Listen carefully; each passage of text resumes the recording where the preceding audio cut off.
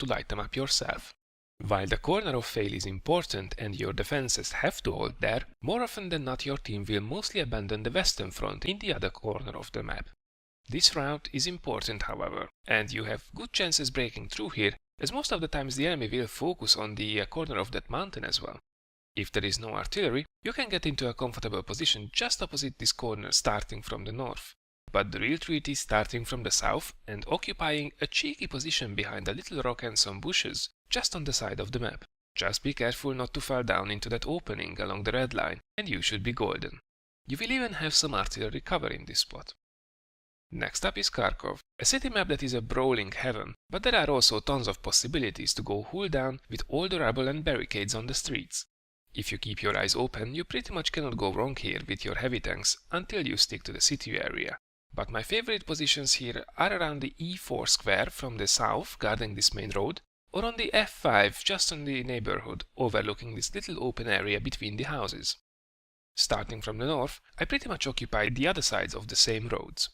The advantage of these positions is that you can move around from here quite easily to wherever you are required.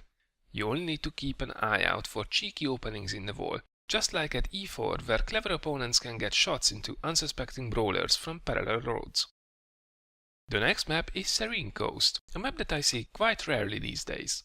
Unless there is heavy artillery danger, I like to go here to the main engagement zone around the C1-C2 squares from both sides. The terrain is ideal for Huldan engagements, but you really have to make sure of two things. First of all, there should be no artillery in play, or if there are, they should be terrible and you should push hard. And second, you have to make sure your flanks are covered from cheeky mediums and lights peeking over at C2. Now, if all these points are fulfilled and you have enough friends with you, you will have a swell time here guaranteed. If, however, you are basically alone, or there are lots of SPGs waiting for you, just don't bother with this location. Take another route or take up defensive positions around Rayvale or at the rocks around the base. The alternative, and a little bit more arty-safe route, is around the small hilly part running along the water. Just make sure you stick to the outer side if you decide to go down there. The following stop is South Coast, a really interesting map that you can screw up in a lot of ways.